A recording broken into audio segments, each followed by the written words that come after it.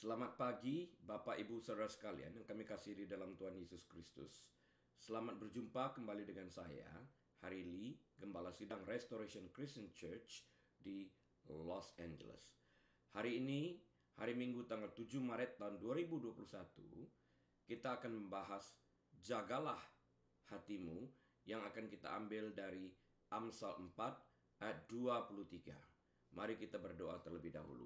Bapa Surgawi, kami mengucapkan syukur dan terima kasih atas kasih karunia anugerah-Mu, penyertaan-Mu di dalam kehidupan kami.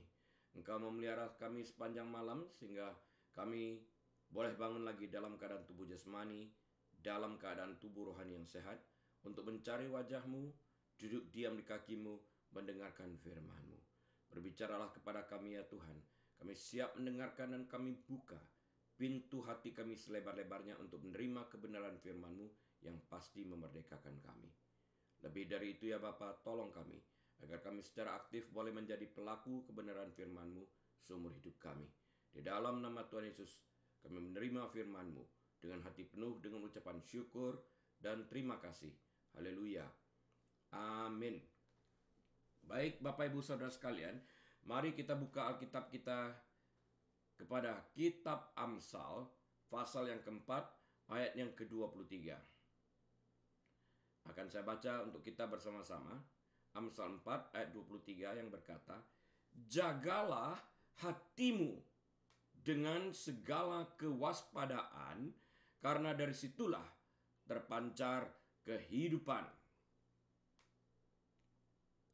Amsal 4:23 ini mengingatkan kita untuk menjaga hati kita dengan segala kewaspadaan. Artinya kita harus senantiasa menyelidiki segala sesuatu yang terdapat dalam hati kita dengan kesadaran penuh, dengan kewaspadaan penuh. Kan hati ibarat sumber mata air. Jika sumber mata air tersebut kotor, maka kotorlah airnya. Namun bila sumber mata airnya bersih, maka bersihlah airnya. Rupa-rupanya, Bapak Ibu, Saudara sekalian, kita tidak serta-merta bersih. Kita memiliki tanggung jawab untuk menjaga hati kita agar tidak tercemari. Nah, kita berkewajiban untuk menjaga bejana hati kita ini sedemikian rupa sehingga tidak tercemari. Dewasa ini, orang pada umumnya beranggapan otak menjadi pusat dan pengatur kegiatan manusia. Tetapi Alkitab menyatakan bahwa hatilah pusat itu. Dari situlah terpancar kehidupan. Amsal 4 ayat 23. Nanti dapat juga dibandingkan dengan Lukas 6 ayat 45. Hati menjadi sumber mata air kehidupan. Secara alkitabiah, hati adalah tempat di mana terdapat seluruh pikiran, perasaan, dan kehendak seseorang disimpan. Dia bagaikan bejana. Karena itu, dapat dikatakan bahwa hati adalah sumber kehendak, sumber keinginan dan keputusan. Jika hati bersih, maka keinginan dan keputusan kita akan bersih. Dapat dipelajari di dalam Markus 7 ayat 20-23. Lukas 6 ayat 45 berkata sebagai berikut. Orang yang baik mengeluarkan barang yang baik dari perbendarahan hatinya yang baik. Dan orang yang jahat mengeluarkan barang yang jahat dari perbendaharaannya yang jahat. Karena yang diucapkan mulutnya meluap dari hatinya. Karena itu kita perlu, seperti kata Amsal 4:23 tadi, secara waspada, secara sadar, meningkatkan tingkat kesadaran kita, tingkat kesadaran diri kita, untuk terus mengadakan check and balance terhadap hati kita yang merupakan sumber mata air. Nah, yang memancarkan kehidupan dari hati tersebut. Karena itu kita wajib memeriksanya setiap saat. Yang mana nanti akan kita pelajari juga bahwa kelicikan itu terdapat di dalam hati. Manipulasi dan sebagainya. Nah, ini kalau keluar berbentuk kejahatan. Karena itu kita harus periksa hati kita senantiasa. Markus 7 ayat 20 katanya lagi, apa yang keluar dari seseorang itulah yang menajiskannya. Dalam ayat ini, menajiskan artinya terpisah dari hidup, terpisah dari keselamatan, dan terpisah dari persekutuan dengan Kristus karena dosa yang timbul dari hati. Hati dalam Alkitab adalah keseluruhan intelek, emosi, keinginan, dan kemauan. Nah, setelah kita bahas dua ayat ini, Lukas 6:45 dan Markus 7:20, nanti secara perlahan-lahan dibaca sekali lagi dan dibandingkan dan direnungkan kebenaran firman Tuhan ini. Hati yang kotor akan menajiskan semua pikiran, perasaan, perkataan, dan perbuatan. Yang diperlukan adalah hati yang baru dan diubah. Hati yang diciptakan kembali menurut rupa Kristus. Seperti yang tertulis dalam Lukas 6 ayat 45. Lukas 6 ayat 45. Nah, sekarang kita periksa fungsi hati itu seperti apa. Secara Alkitab, bukan secara kedokteran. Hati adalah pusat intelek. Yang pertama-tama, hati adalah pusat intelek. Orang sadar akan sesuatu yang ada di dalam hati mereka.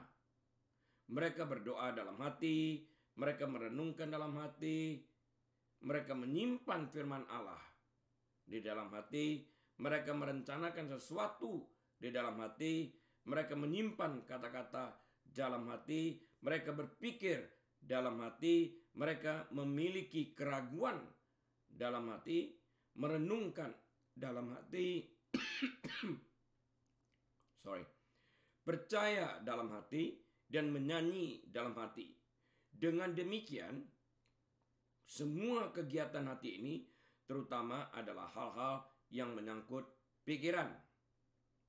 Nah, yang kedua, hati adalah pusat perasaan. Tadi yang pertama, hati adalah pusat intelek. Yang kedua, hati adalah pusat perasaan.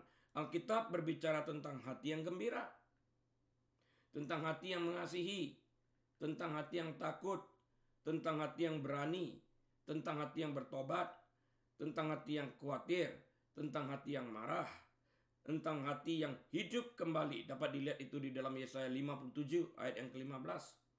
Hati yang menderita, hati yang senang, dapat dilihat dalam Yeremia 15 ayat 16. Hati yang berduka, hati yang rendah, hati yang berkobar-kobar atau bersemangat, dan hati yang susah. Nah, semua yang saya katakan ini tertulis di dalam Alkitab, dapat dicek sendiri ayat-ayatnya.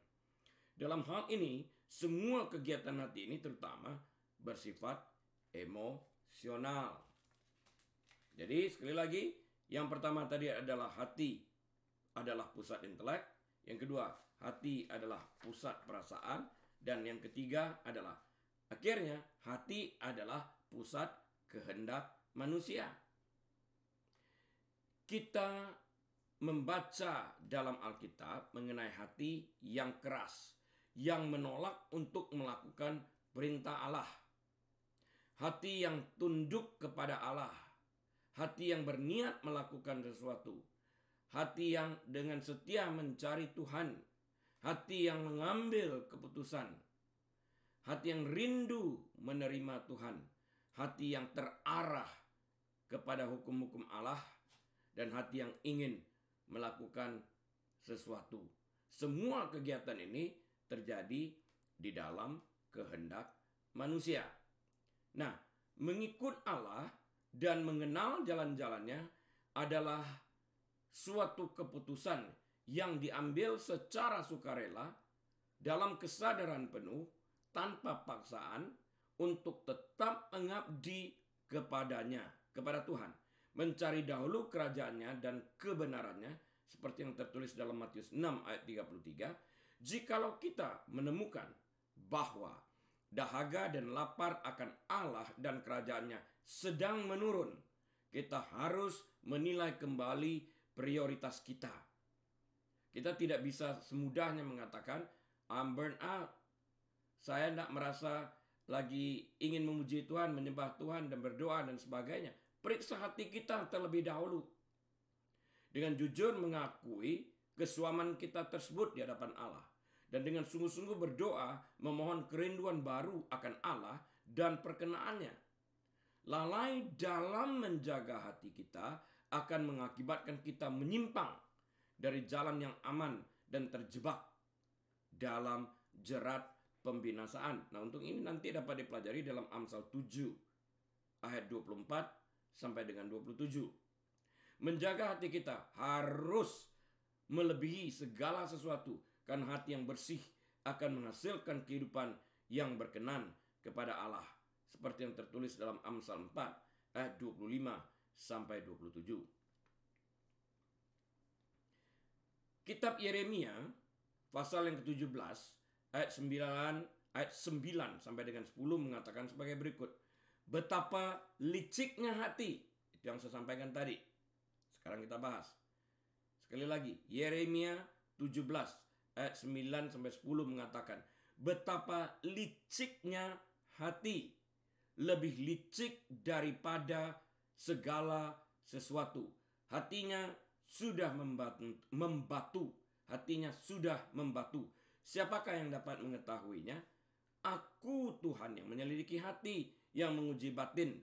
Dalam pengertian, God is the one that tests your mind, my mind, untuk memberi balasan kepada setiap orang setimpal dengan tingkah langkahnya, setimpal dengan hasil perbuatannya. Hati ini licik, penuh dengan manipulasi.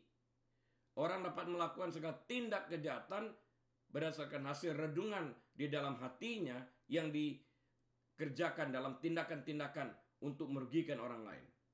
Manipulasi, take advantage, mencari kesempatan, hal-hal yang demikian. Nah, kita menganggap sesuatu yang normal. Kita berusaha defensif membela diri kita, tanpa mengetahui bahwa di sini juga dikatakan Tuhan menyelidiki hati. Motif yang terdapat dalam hati kita yang paling dalam itu tidak dapat kita sembunyikan. Kita tahu, Tuhan juga tahu, karena Dia mengatakan aku menyelidiki hati dan memberi balasan kepada setiap orang setimpal dengan tingkah lakunya. Artinya setimpal dengan perbuatannya, setimpal dengan hasil perbuatannya. Nah, Nabi Yeremia di bawah pengurapan Allah mengingatkan kita sekalian tentang hati yang licik, yang penuh dengan tipu muslihat. Dan Nabi Yeremia bertanya, dia bertanya ini, siapakah yang dapat mengetahuinya? Tertutup kan? Orang tidak bisa membaca alam pikiran orang, tidak dapat membaca hati orang, kecuali Tuhan menyampaikan itu. Siapakah yang dapat mengetahui kelicikan hati seseorang selain orang itu sendiri dan Tuhan? Tuhan yang Maha tahu, melihat jauh ke dalam hati seseorang. Tuhan menyelidiki hati dan menguji batin, dalam arti menguji buah pemikiran orang. Artinya dia tes our mind. Dengan demikian tidak seorang pun dapat mengatakan kepada Tuhan setelah ia melakukan tindakan kejahatan bahwa ia tidak melakukannya tanpa sengaja. Karena Allah yang menyelidiki hati tahu secara persis bahwa orang tersebut telah merencanakan dan merancangkan segala kejahatan yang dilakukannya dalam hatinya jauh sebelum ia melaksanakan kejahatan yang terdapat dalam hatinya tersebut. Sudah ada. Orang tidak merampok hanya karena kebetulan dia berada di bank, tapi dia merencanakan seluruh rencananya itu dengan matang. Ada rencana A, ada rencana B, ada rencana C, dan semuanya itu. Dan motifnya jelas di dalam hal ini merampok. Jadi tidak mungkin orang mengatakan sesuatu, ya aku kebetulan. Semua itu diketahui oleh Tuhan yang menyelidiki hati manusia yang terdapat. Bahkan di dalam lubuk hati manusia yang terdalam sekalipun. Tidak ada yang tersembunyi. Karena di hadapan Allah kita sekalian telanjang. Sebagai contoh dari Alkitab, Bapak Ibu Saudara sekalian, kita dapat melihat kasus Kain dan Habel. Dua orang yang bersaudara yang terjadi dan tercatat di dalam kitab Kejadian 4 ayat 6-7. Kita lihat di sini. Kejadian 4 ayat 6-7. Firman Tuhan kepada Kain, "Mengapa hatimu panas dan mukamu suram?" Akibat hati panas, muka menjadi suram. Akibatnya, apakah mukamu tidak berseri jika engkau berbuat baik? Jadi kalau hati yang panas itu diganti dengan kebaikan, muka suram pun akan berganti dengan muka yang berseri. Tetapi jika engkau tidak berbuat baik, ini peringatan, dosa sudah mengintip di depan pintu. Ia sudah menggoda engkau. Tetapi engkau harus berkuasa atasnya. Jadi Tuhan memberikan solusinya dan memberikan jaminan kita memiliki kuasa dan kita harus berkuasa atas dosa yang mengintip kita tersebut. Artinya, untuk berdosa atau tidak berdosa, pilihannya ada pada kita. Tuhan katakan kuasa hidup. Di ayat-ayat yang lain Tuhan mengatakan, hari ini aku perhadapkan engkau dengan berkat dan kutuk, hidup dan kematian. Pilih hidup, katanya. Dengan perkataan lain, pilih kesucian. Pilih melakukan kebenaran firman Tuhan.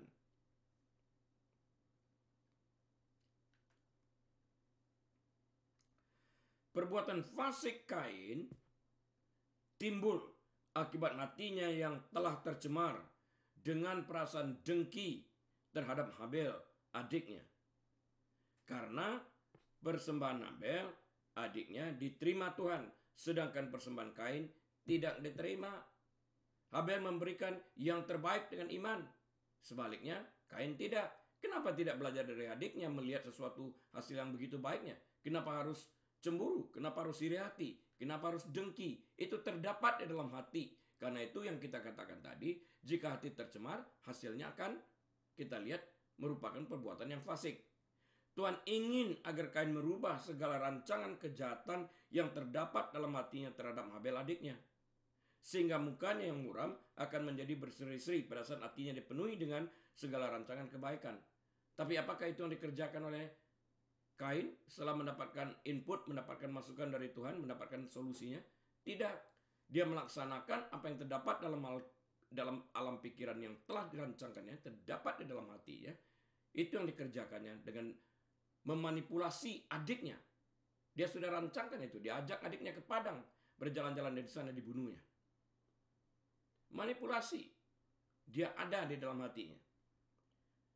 Tuhan secara tegas mengatakan bahwa Kain berkuasa atas alam pikirannya tersebut. Solusi telah diberikan. Pada saat Kain menyingkirkan rancangan kejahatan yang terdapat dalam hatinya dan menggantikannya dengan kebaikan, maka sesungguhnya ia telah berhasil menguasai dosa dan tidak tunduk kepada keinginan untuk melakukan kehendak dosa. Dalam Kejadian 4 ayat ke-8, kita mengetahui bahwa Kain tetap melakukan apa yang telah dirancangkannya di dalam hatinya.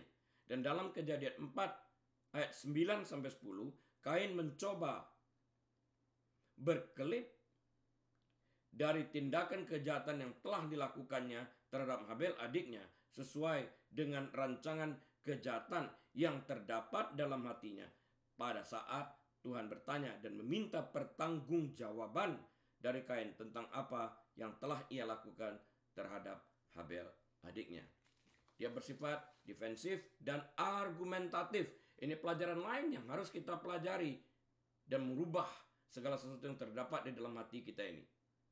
Argumentatif, defensif, blame, bermain blame ini, blame game. Ini yang dilakukan Kain juga. Adam dan Hawa melakukan hal yang sama. Lari dari tanggung jawab. Padahal solusinya adalah menghadapi segala sesuatu dengan hati yang terbuka dengan tanggung jawab yang penuh. Kita akan melihat karena solusi ini berasal dari Tuhan dan tercatat di dalam Alkitab. Sekarang mari kita bedah terlebih dahulu Amsal 4 ayat 23. Catatkan baik-baik ayat ini di dalam hati karena saya bedah sedikit demi sedikit nanti supaya tidak terhilang. Ayatnya berbunyi sebagai berikut. Jagalah hatimu dengan segala kewaspadaan, karena dari situlah terpancar kehidupan. Nah, pertama kita lihat seperti ini. Jagalah hatimu dengan segala kewaspadaan, karena hikmat disimpan di lubuk hati seperti yang tertulis dalam Amsal 4 ayat 21, maka kita perlu menjaga hati kita agar tetap bersih, sehingga hikmat yang kita simpan di lubuk hati kita yang terdalam tersebut tidak tercemar dengan segala kelicikan yang dapat menimbulkan manipulasi-manipulasi untuk menjerumuskan orang lain dengan akal bulus kita untuk mendatangkan keuntungan pribadi. Macam banyak hal yang dilakukan orang. Tadi sudah kita lihat manipulasi, kita sudah lihat orang taking advantage, mencari kesempatan, dan sebagainya ini. Semuanya ini terdapat di dalam hati, dan mereka memiliki motif yang jahat ini di dalam hatinya, dan mereka merasa itu sesuatu yang normal untuk mendatangkan keuntungan pribadi bagi mereka. Dalam hal ini, Salomo mengajarkan dan mengingatkan kita sekalian bahwa hati adalah tempat penyimpanan hikmat atau wisdom. Karena itu harus dijaga dengan sebaik mungkin sehingga kita tidak terbentur dengan pengajaran orang fasik. Amsal 4 ayat 19. Khususnya dari perspektif perjanjian baru, Tuhan menjanjikan untuk memberikan hati yang baru. Dapat dilihat nanti di dalam Yeskiel 36 ayat 26. Dengan demikian kita dapat mengatakan bahwa menjaga hati menyiratkan hati yang layak dijaga. Karena Tuhan telah memberikan kita hati yang baru, yang layak dijaga agar tidak tercemar kembali. Hati adalah lubuk penyimpanan, reservoir, dan perubahan harus dimulai dari hati yang akan dipergunakan sebagai sarana untuk menyimpan. Jika hati kita bersih, segala sesuatunya bersih. Jika bejana tempat kita menyimpan air itu bersih, bersih juga airnya. Jika hati kita bersih, maka kita akan menyimpan sesuatu yang baik, dan dari hati yang bersih dan baik ini akan keluar perbendaharaan yang baik juga. Namun jika lubuk atau tempat penyimpanan ini tercemar, tidak ada gunanya memperbaiki pipa dan katupnya, karena dari hati yang tercemar tetap akan keluar segala sesuatu yang telah tercemar. Obat dari hati yang tercemar adalah kebohongan. Jika tempat penampungan air tersebut tercemar dan kotor, mengganti pipa air tidak membuat air bersih.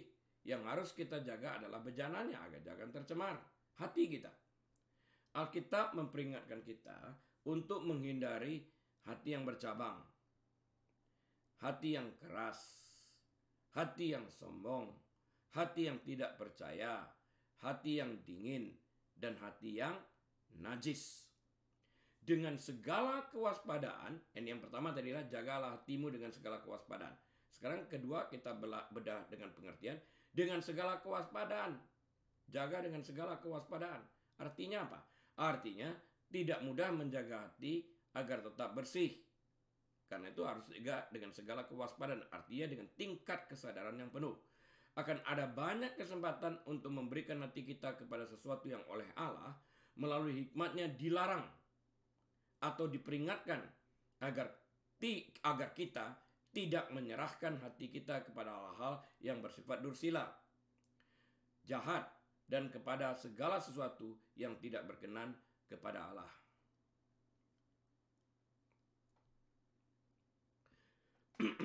Setan terus-menerus mencari kesempatan untuk mencemari hati kita. Oleh karena itu, kita harus tetap berjaga-jaga dengan segala kewaspadaan agar hati kita tetap bersih dan tidak tercemar. Jika benteng rubuh, seluruh kota akan dijarah musuh. Jika pertahanan hati rubuh, maka manusia akan menyerahkan dan meninggalkan kasih sayang, kehendak yang baik, motif yang tulus kepada kehendak iblis, dan pada saat itu hati manusia berubah menjadi busuk yang dipenuhi dengan segala kelicikan. Nah, yang ketiga, karena dari situlah terpancar kehidupan. Ada pahala besar bagi orang yang menjaga hati mereka, menyimpannya untuk hikmat, seperti yang dikatakan di dalam kitab Amsal 4 ayat 21 yang saya katakan tadi. Mereka menikmati hidup yang mengalir dari hati mereka. Mereka dapat menjadi berkat bagi orang-orang yang berada di sekeliling mereka, karena mereka menjadi seperti mata air yang bersih dan sehat. Orang yang hatinya tercemar tidak akan dapat hidup dalam kedamaian kegembiraan mereka semu karena dipenuhi oleh keinginan-keinginan duniawi. Segala yang kita lakukan dalam kehidupan ini bersumber pada hati. Dengan demikian, arah perjalanan hidup kita sangat ditentukan oleh hati kita. Jika hati kita dipenuhi dengan firman Tuhan, maka perjalanan hidup kita akan diarahkan oleh firman yang telah tertanam dalam hati kita.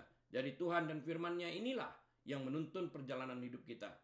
Ia membaringkan kita di padang yang berumput hijau, menuntun kita ke area yang tenang. Bahkan Ia, menurut kita Mazmur, juga menyediakan makanan bagi kita di hadapan lawan kita, serta mengurapi kepala kita dengan minyak, sehingga piala kita penuh melimpah. Dalam Mazmur 23 ini. Salah satu daya pikat terbesar bagi orang fasik, seperti yang tertulis dalam Amsal 4 ayat yang ke-19 adalah bahwa hal-hal yang mereka kerjakan itu menurut mereka sangat menyenangkan dan memberikan rasa nyaman. Ini menurut mereka, serta memberikan rasa bahagia menurut pendapat mereka. Ini adalah sebuah kebohongan. Tuhan yang sama, yang merancangkan dan menciptakan kita dalam rupa dan gambarnya adalah Tuhan yang membimbing kita di dalam dan melalui perintah-perintahnya. Meskipun kebahagiaan itu mungkin tidak langsung atau secara naluriah terlihat, perintahnya adalah sumber kebahagiaan dan kebaikan bagi kita.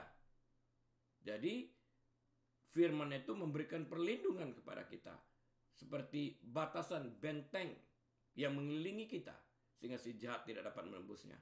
Meskipun menjaga hati dengan segala kewaspadaan mungkin berarti bahwa kita harus mengatakan tidak, sekalipun menyakitkan atau bahkan sangat menyakitkan untuk sementara waktu, karena keinginan daging kita tidak terpenuhi. Namun pada akhirnya kebahagiaan, kegembiraan, dan kenyamanan hidup akan kita nikmati karena kita tetap setia kepada Tuhan dan firman-Nya. Hati adalah mata air kehidupan.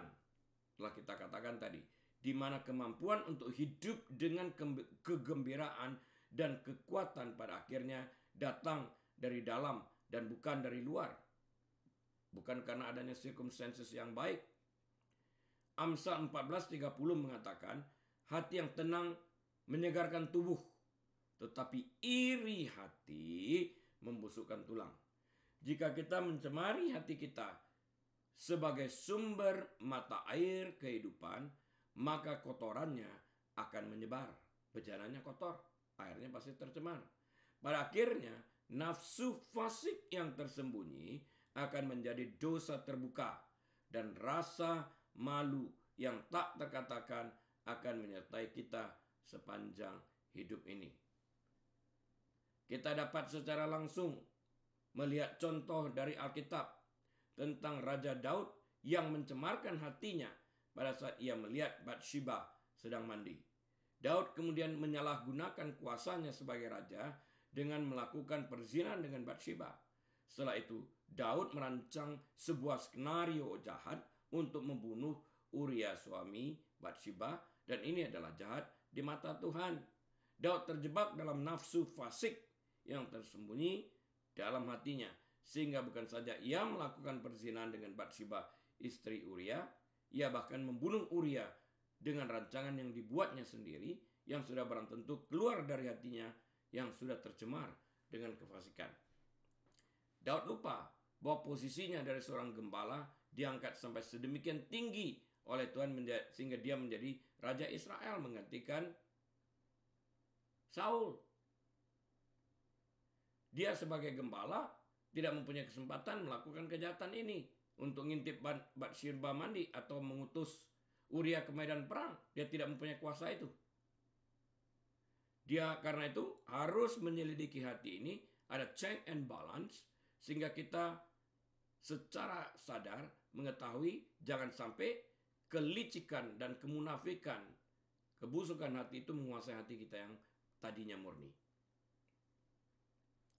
Contoh lain dari Alkitab tentang perbuatan fasik akibat hati yang tercemar adalah Raja Saul yang merasa iri kepada Daud karena kinerja Daud yang baik. 1 Samuel 18 ayat yang ke-7 dalam terjemahan barunya mengatakan, dan perempuan yang menari-nari itu menyanyi berbalas-balasan, katanya, Saul mengalahkan beribu-ribu musuh, tetapi Daud berlaksa-laksa. Akibat dari pernyataan ini, 1 Samuel 18 ayat 8 dan 9 mencatat, lalu bangkitlah amarah Saul dengan sangat, dan perkataan itu menyebalkan hatinya. Sebab pikirnya, ini ada di dalam hatinya ini, kepada Daud diperhitungkan mereka berlaksa-laksa, tetapi kepadaku diperhitungkannya beribu-ribu. Akhir-akhirnya jabatan raja itu pun jatuh kepadanya.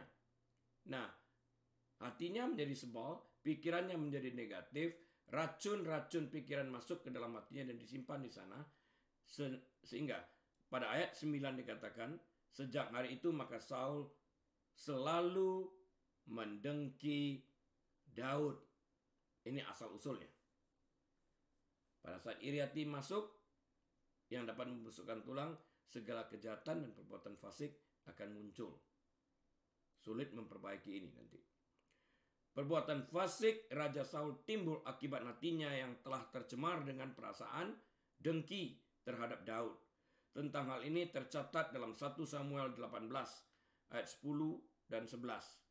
Keesokan harinya, roh jahat yang daripada Allah itu berkuasa atas Saul, sehingga ia kerasukan di tengah-tengah rumah. Sedang Daud main kecapi seperti sehari-hari. Adapun Saul ada tombak di tangannya.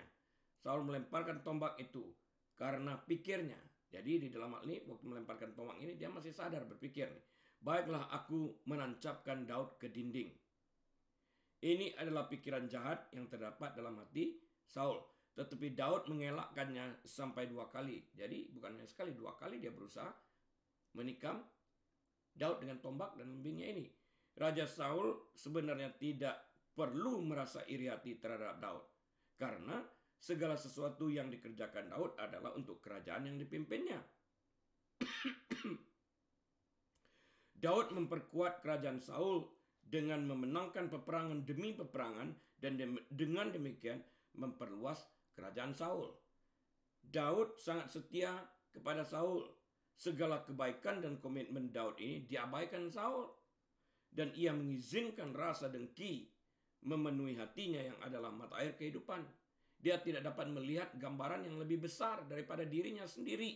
Dia dipenuhi dengan nafsu rendahan seperti dengki dan iri hati ini. Pada saat mata air kehidupan ini tercemar, maka segala tindak tanduk Saul menjadi tercemar pula. Dan akibatnya dia melakukan perbuatan fasik seperti ingin menancapkan Daud dengan lembingnya ke dinding. Sifat hati yang terpisah dari Allah. Ketika Adam dan Hawa ketika Adam dan Hawa memilih untuk menuruti godaan iblis dan makan buah dari pohon pengetahuan tentang yang baik dan jahat seperti yang tertulis dalam Kejadian 2 ayat 16 dan 17, keputusan mereka itu dipengaruhi oleh hati mereka. Hati mereka pada saat itu dipenuhi kejahatan, dan pada saat itu mereka meragukan kebenaran pernyataan Tuhan yang mengatakan, pada hari engkau memakannya, pastilah engkau mati. Seperti yang tertulis dalam Kejadian 2 ayat 16 dan 17. Maka mereka sebaliknya lebih memilih untuk percaya perkataan iblis yang direpresentasikan dalam bentuk ular, seperti yang tertulis dalam kitab Kejadian 3 ayat 4 dan 5. Tetapi ular itu berkata kepada perempuan itu, sekali-kali kamu tidak akan mati. Tetapi Allah mengetahui bahwa pada waktu kamu memakannya, matamu akan terbuka dan kamu akan menjadi seperti Allah, tahu tentang yang baik dan yang jahat. Manipulator iblis ini, dia memanipulasikan, motifnya jahat. Dia mengambil kesempatan dalam kalangan Hawa, mengajukan hal-hal pertanyaan. untuk mempromosikan Hawa agar tidak tergantung kepada Tuhan. Nah, sekarang setelah memakan buah tersebut, dia tahu tentang yang baik dan yang jahat. Dia nak mati. Dia mengatakan setengah kebenaran bahwa mata terbuka, tapi dia tidak mengatakan seluruh kebenaran bahwa Hawa pasti mati. Karena itu yang dikatakan oleh Tuhan. Karena itu, sekarang menurut kesaksian Yeremia, betapa liciknya hati yang tadi kita baca, lebih licik daripada segala sesuatu. Hatinya sudah membatu, tidak dapat disembuhkan lagi artinya. Siapakah yang dapat mengetahuinya? Ditanya dalam Yeremia 17 ayat 9 tadi. Yesus menguatkan pengamatan Yeremia ini ketika ia mengatakan bahwa yang menjadikan seorang najis di hadapan Allah bukanlah kelalaiannya dalam mematuhi hukum seremonial seperti yang tertulis di dalam kitab Taurat, melainkan kesediaan untuk mendengarkan kecenderungan-kecenderungan fasik yang tertanam di dalam hati seperti segala pikiran jahat, percabulan, pencurian, pembunuhan, perzinahan, keserakahan, kejahatan, kelicikan, hawa nafsu, iri hati, hujat, kesombongan, dan kebebalan. Semua tertulis dalam Markus 7 ayat 21 dan 22. Injil Markus pasal yang ke-7 ayat 21 dan 22. Yesus mengajarkan betapa hebatnya dosa di dalam hati ketika ia mengatakan bahwa dosa marah itu sama dengan pembunuhan. Matius 5 ayat 21 sampai 22. Dan dosa nafsu dalam arti mengingini dalam hati melalui pikiran cabul itu sama berdosanya dengan perzinahan secara lahiriah. Matius 5 ayat 27 sampai 28. Mari kita baca terlebih dahulu Matius 5 ayat 27 sampai 28 ini. Kamu telah mendengar firman, jangan berzinah. Ayat 28, tetapi aku berkata kepadamu, setiap orang yang memandang perempuan serta menginginkannya sudah berzinah dengan dia di dalam hatinya. Pada hari-hari ini, pada abad ke-21 ini, bukan hanya memandang perempuan serta menginginkannya, tapi juga memandang pria oleh pihak perempuan dan menginginkannya. Dunia ini sudah terlalu bejat dalam hal moral. Jangan berzinah, seperti yang dikatakan tadi, kamu telah mendengar, jangan berzinah. Nah, perkataan jangan berzinah adalah content of the law atau isi hukum yang tidak berubah. Jadi content of the law remains constant. Content of the law atau isi hukum ini tidak berubah, dia tetap jangan berzinah. Jadi isi hukum Allah konstan dan tidak pernah berubah. Untuk mencegah terjadinya perzinahan, maka seseorang perlu merubah pola pikirnya.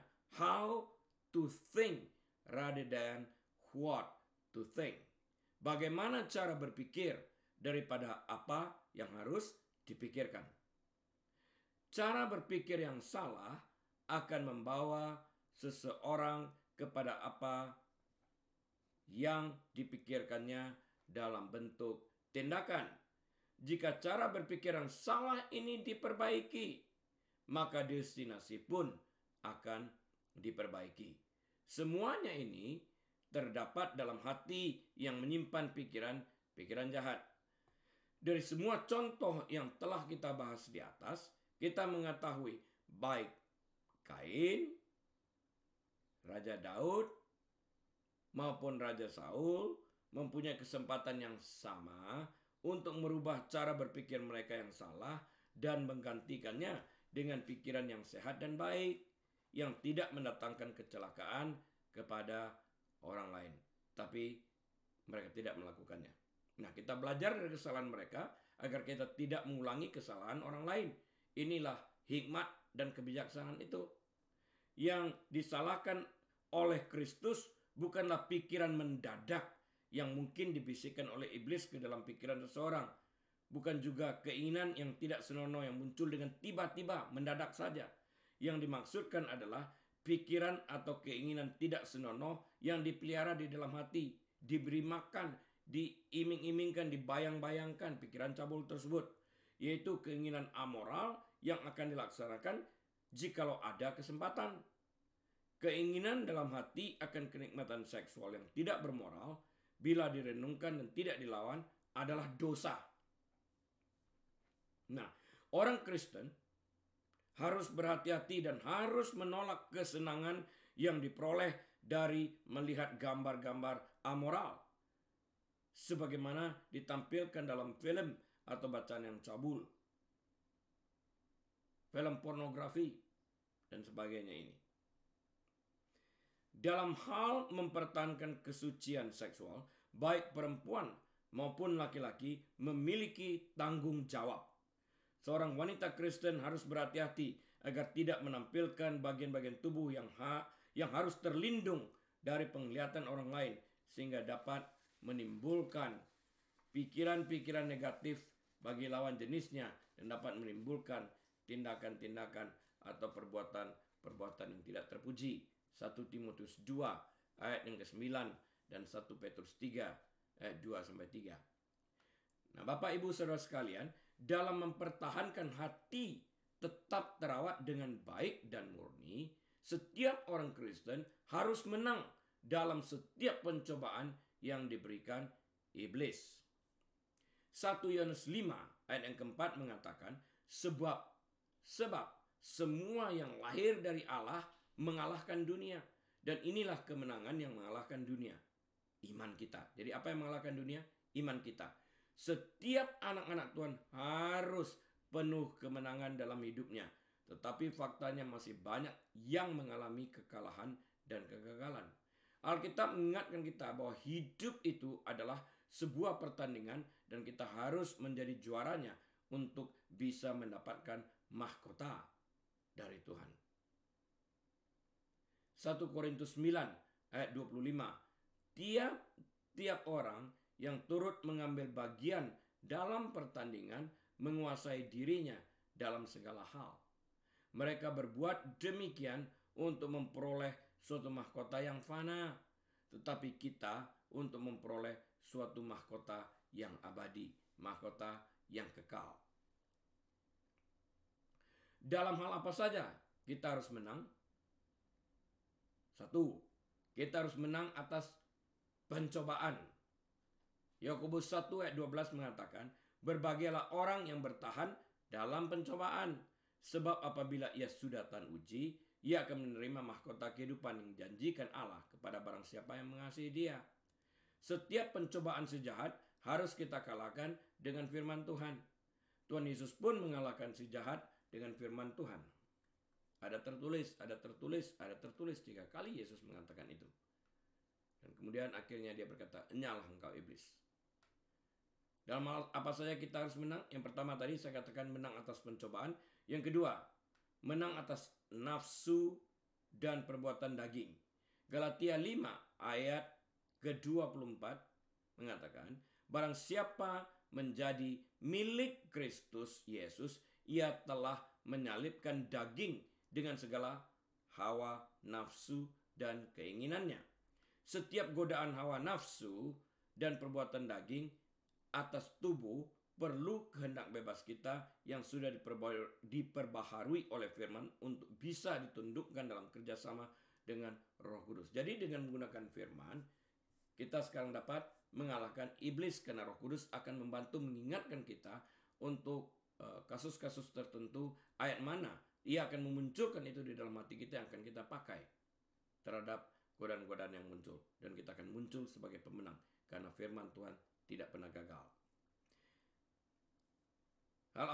Dalam hal apa lagi kita harus menang? Yang ketiga, menang atas roh jahat. 1 Yohanes 4 ayat yang keempat. Kamu berasal dari Allah, anak-anakku, dan kamu telah mengalahkan nabi-nabi palsu itu. Sebab roh yang ada di dalam kamu, yaitu Roh Kudus, lebih besar daripada roh yang ada di dalam dunia.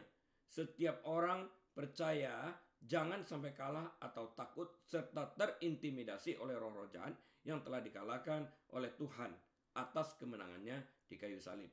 Tuhan Yesus yang berada di dalam kita jauh lebih besar daripada roh yang ada di dalam dunia ini. Hati yang terpaut untuk melakukan kejahatan menghadapi risiko akan menjadi keras.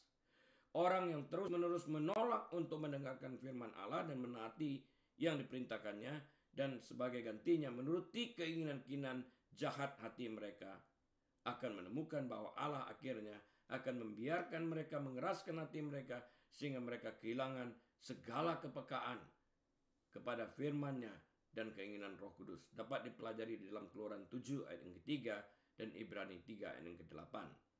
Contoh utama tentang hal ini dalam Alkitab ialah hati Firaun pada masa Keluaran. Pada awalnya Firaun mengeraskan hatinya untuk mendengarkan firman Tuhan seperti yang tertulis dalam Keluaran 5 ayat 1 dan 2 yang dalam terjemahan barunya berbunyi sebagai berikut. Kemudian Musa dan Harun pergi menghadap Firaun lalu berkata kepadanya, "Beginilah firman Tuhan Allah Israel, biarkanlah umatku pergi untuk mengadakan perayaan bagiku di padang gurun." Ayat yang kedua, tetapi Firaun berkata, "Siapakah Tuhan itu yang harus kudengarkan firman-Nya untuk membiarkan orang Israel pergi? Tidak kenal aku Tuhan itu, dan tidak juga aku membiarkan orang Israel pergi." Sekali lagi, tidak juga aku membiarkan orang Israel pergi. Jadi dia sudah mengambil keputusan yang bulat di dalam hatinya untuk tidak membiarkan orang Israel pergi. Ya, sudah ada keputusan itu. Nah, ia mengeraskan hatinya terhadap perintah Tuhan. Akhirnya Tuhan setuju, dibiarkan hatinya keras. Supaya Tuhan dapat memperlihatkan kemuliaan-Nya. Bahwa dia berdaulat di dalam kehidupan setiap umat manusia. Dalam hal ini, Firaun mengeraskan hatinya memilih untuk tetap menindas orang Israel dalam sistem perbudakan. Dan pada akhirnya Tuhan mengeraskan hatinya dalam arti Tuhan membiarkan Firaun tetap dalam keadaan mengeraskan hatinya sehingga Tuhan dapat menunjukkan kepadanya bahwa ia Tuhan yang berdaulat dan firman-Nya tidak pernah kembali sia-sia kepadanya, tetapi siap melakukan segala sesuatu yang diperintahkannya kepada firman itu sampai berhasil, seperti yang tertulis dalam Yesaya 55 ayat yang ke-11. Ini adalah gambaran dari Yesus yang adalah firman Allah yang hidup, seperti yang tertulis dalam Yohanes 1 ayat 1 serta ayat 14, di mana firman yang hidup itu menjadi manusia, Yesus Kristus. Jadi sekali lagi, ini adalah gambaran dari Yesus yang adalah firman Allah yang hidup, yang siap melakukan segala sesuatu yang diperintahkan Allah kepadanya sampai berhasil. Firman itu tidak kembali sia-sia. Seperti kita ketahui, Tuhan Yesus sebagai firman Allah yang hidup tidak pulang ke surga kepada Bapaknya dengan tangan hampa. Tuhan Yesus menyelesaikan misinya dengan baik. Ia menyelamatkan setiap orang berdosa yang percaya kepadanya sesuai seperti misi yang diberikan Bapaknya kepadanya. Paulus melihat prinsip umum yang sama berlaku di kerajaan Roma. Nanti bisa lihat di dalam Roma 1 ayat 24, 26 dan 28 dan menubuatkan bahwa hal itu juga akan terjadi pada masa antikristus. 2 Tesalonika 2 ayat 11 dan 12. Penulis surat Ibrani mengerti suratnya dengan berbagai peringatan. Penulis surat Ibrani mengisi suratnya dengan berbagai peringatan kepada orang percaya agar jangan mengeraskan hati mereka. Ibrani 3 ayat 8 sampai 12. Setiap orang yang terus-menerus menolak firman Allah akhirnya akan memiliki hati yang keras. Nah, kita perlu check and balance di sini, menyelidiki hati kita dalam segala kewaspadaan, dalam segala kesadaran agar kita tidak mengeraskan hati kita dan hati kita nanti betul-betul menjadi keras. Nah, kita sekarang akan belajar hati yang dibaharui. Jawaban Allah terhadap dosa di dalam hati manusia ialah pembaharuan yang dialami oleh semua orang yang bertobat dari dosa mereka, berbalik kepada Allah, dan secara pribadi percaya kepada Yesus sebagai Tuhan dan Juru Selamat mereka. Pembaharuan merupakan masalah hati. Mereka yang dengan sepenuh hati bertobat dari segala dosa dan mengakui dalam hati bahwa Yesus itu Tuhan, Roma 10 ayat 9, dilahirkan baru dan menerima hati yang baru dari Allah. Mazmur 51 ayat 12, Yeskiel 11 ayat yang ke-19. Di dalam hati orang yang mengalami kelahiran rohani, Allah menciptakan keinginan untuk mengasihi dan menaati dirinya. Seperti yang tertulis dalam Ulangan 4 ayat 29, Ulangan 6 ayat yang ke-6. Berkali-kali Allah menekankan kepada umatnya pentingnya kasih yang timbul dari hati. Kasih dan pengabdian semacam itu kepada Allah tidak dapat dipisahkan dari ketaatan kepada hukumnya. Yesus mengajarkan bahwa kasih kepada Allah dengan segenap hati dan kasih kepada sesama merangkum seluruh hukum Allah. Dapat dipelajari di dalam kitab Injil Matius pasal yang ke-22 ayat 37 sampai dengan 40. Kasih yang terbit dari hati adalah unsur penting dalam ketaatan.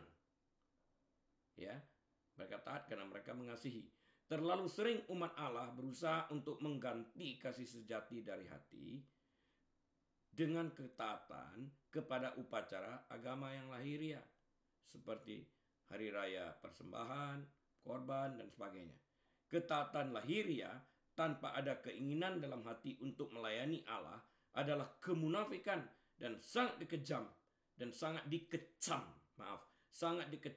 oleh Tuhan.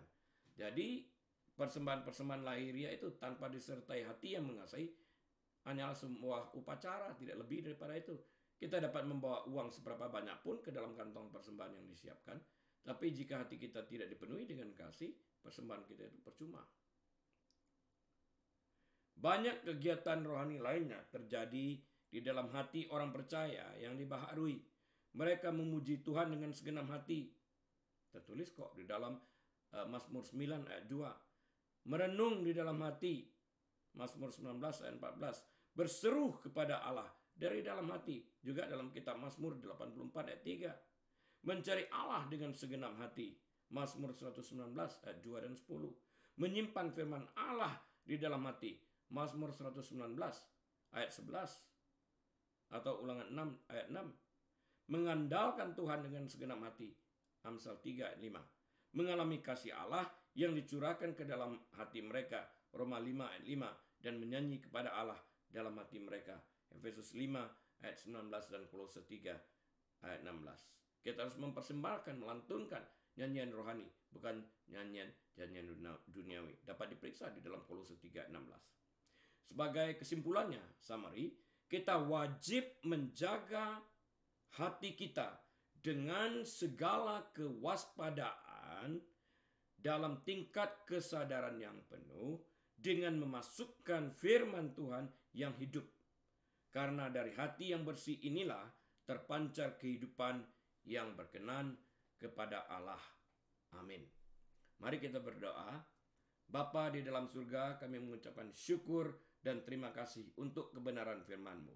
Biarlah firman yang sudah ditabur ini boleh jatuh di tanah yang subur sehingga dapat menghasilkan buah 30 kali, 60 kali, bahkan 100 kali ganda. Dan semata-mata membawa kemuliaan dan kebesaran bagi nama-Mu. Bapa, biarlah Engkau sendiri memberkati seluruh jemaat yang ada, yang mendengarkan firman ini. Biarlah Engkau sendiri menyinari wajah-Mu atas setiap jemaat, melindungi mereka, menyertai mereka, membimbing mereka, bahkan menuntun mereka ke air yang tenang, serta membaringkan mereka di padang yang berumput hijau. Kau sendiri akan menyediakan makanan bagi mereka di hadapan lawan mereka, serta mengurapi kepala mereka dengan minyak, sehingga piala mereka penuh melimpah. Ya Bapa, biarlah mereka menjadi kepala bukan ekor, naik dan tidak pernah turun. Diberkatilah mereka saat mereka masuk, diberkatilah mereka saat mereka keluar. Diberkati bakul mereka, diberkati tempat adonan mereka, diberkati kandungan mereka. Apa yang mereka kerjakan, Tuhan senantiasa buat berhasil. Terima kasih Bapa, Kau juga memberkati rumah tangga mereka, pekerjaan mereka, kesehatan mereka, khususnya hari-hari ini. Lepaskan kami semua daripada serangan-serangan virus corona. Dan biarlah kami boleh membuka lembaran waktu kami ini ya Bapa, dan hati penuh dengan ucapan syukur dan terima kasih.